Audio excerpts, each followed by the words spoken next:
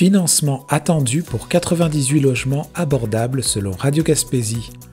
La MRC de la Côte de Gaspé attend avec espoir des réponses favorables de la part du gouvernement québécois pour des demandes d'aide financière liées à 2 projets de logements locatifs abordables. À Gaspé, les habitations de la montagne ont proposé un projet de 84 logements, tandis que Grande-Vallée en a suggéré un autre de 14 unités, tous deux dans le cadre du programme Habitation abordable Québec. La région fait face à une pénurie criante de logements, avec un déficit de 900 unités, dont 400 à Gaspé, où le taux d'inoccupation est de 0%.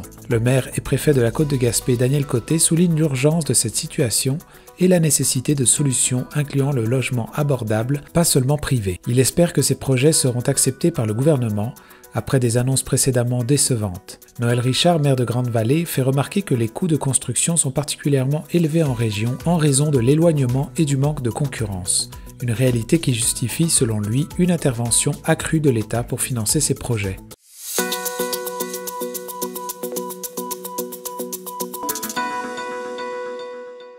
Chandler pouvait congédier la responsable des activités aquatiques, confirme un arbitre, selon Ma Gaspésie. L'arbitre, M. Alain Turcotte, a maintenu la décision de la ville de Chandler de congédier Dominique Giroux, l'ex-responsable des activités aquatiques, pour avoir étendu sans autorisation un système de gratuité lié aux commandites de sauvetage adrénaline. Bien que ces gratuités aient contribué à des réalisations sportives notables, Turcotte a souligné que cela ne justifiait pas les agissements de Giroux. Il a relevé une rupture du lien de confiance et un non-respect des directives, justifiant ainsi les congédiements sans gradation des sanctions.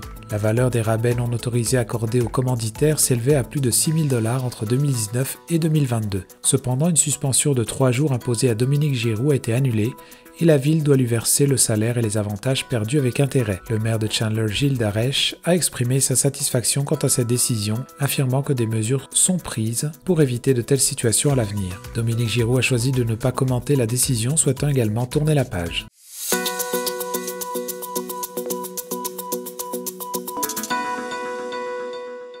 Cogeco délaisse l'Estran et la télé communautaire selon Radio Gaspésie. Cogeco, une entreprise de câbleau-distribution, a annoncé qu'elle mettra fin à ses activités dans le secteur de l'Estran et sur une grande partie du littoral nord de la Gaspésie, le 31 mars prochain. Cette décision, prise en raison du faible nombre d'abonnés dans la région, a été communiquée aux clients par le biais d'une lettre récente.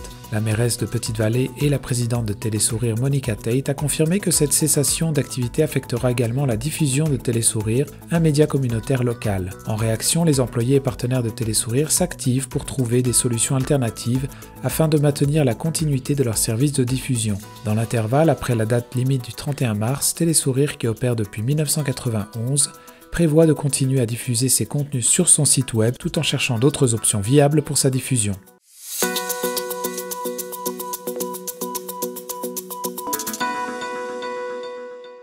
Les 6 travaux à réaliser en 2024 à Gaspé selon Ma Gaspésie. Pour 2024, la ville de Gaspé, sous la direction du maire Daniel Côté, s'est fixé 6 grandes priorités. En tête de liste, la pénurie de logements, malgré la construction annuelle d'une centaine d'unités, reste un défi majeur. Les taux d'intérêt élevés et les coûts de construction rendent difficile l'attraction d'entrepreneurs, bien qu'il y ait des exceptions. Le développement de places en garderie est également compliqué, en partie à cause des complexités administratives et de la nécessité d'un meilleur soutien pour les gestionnaires de CPE. Le secteur des pêches, un pilier économique local, est en attente de décisions critiques concernant les quotas et la relance de certaines pêches. En matière de transport aérien, le maire espère une amélioration grâce à de nouvelles régulations ou subventions. L'infrastructure, notamment un projet d'aréna de 30 millions de $, est aussi un point d'attention. Finalement, une planification stratégique sur 10 ans est envisagée pour mener la ville jusqu'à son 500e anniversaire en 2034. Avec des festivités et des rénovations d'infrastructures. Des discussions préliminaires avec Saint-Malo liées à l'histoire de Jacques Cartier sont déjà en cours.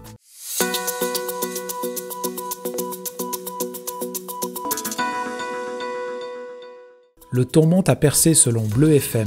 La fermeture du bureau d'information touristique de Percé a été au cœur des débats houleux lors de la dernière séance municipale où citoyens et élus ont échangé avec des tensions palpables. La période des questions a été particulièrement animée, se transformant par moments en un exutoire pour les frustrations locales. La mairesse Cathy Poirier a expliqué que cette décision difficile a été motivée par la nécessité d'économiser 168 000 $ pour éviter un choc tarifaire pour les contribuables, tout en offrant un soutien à un organisme à but non lucratif prêt à gérer le bureau. Cette ouverture a été suivie par l'intervention de la commerçante et citoyenne Nathalie Clément qui a exprimé sa déception et proposé une rencontre entre commerçants et élus pour trouver des solutions. Alors que la séance progressait, le ton des échanges s'est intensifié. Un citoyen a présenté ses idées pour le bureau touristique, mais sa discussion avec la mairesse a fini par dégénérer, créant une atmosphère tendue parmi l'assistance. Cette situation reflète la préoccupation croissante de la communauté face à la décision de fermer le bureau, qui est un enjeu majeur pour la ville touristique.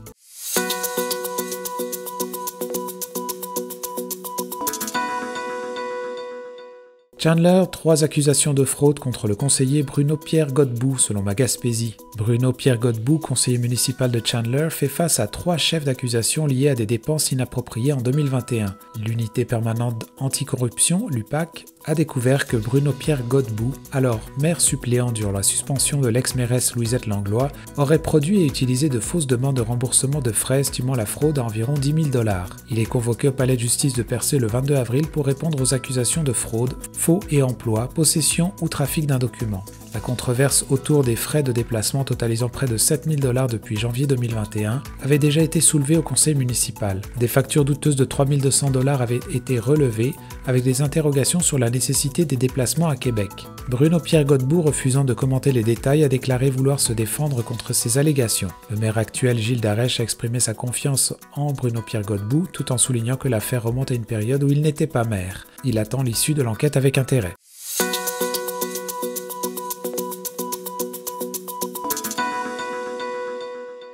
La ressource amasse plus de 315 000 $ à son téléradioton.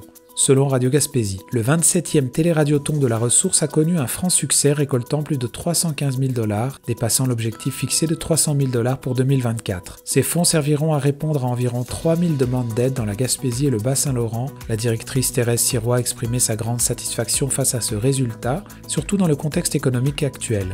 Elle a expliqué que ces fonds sont essentiels pour offrir une gamme variée de services aux personnes handicapées, avec 60% des demandes provenant de la Gaspésie. Le téléradioton représente la principale source de financement pour l'organisme. Des contributions significatives ont été faites par le Bas-Saint-Laurent, la Gaspésie et les îles, ainsi que par de grands donateurs des 2 régions, illustrant un soutien communautaire fort pour cette cause importante.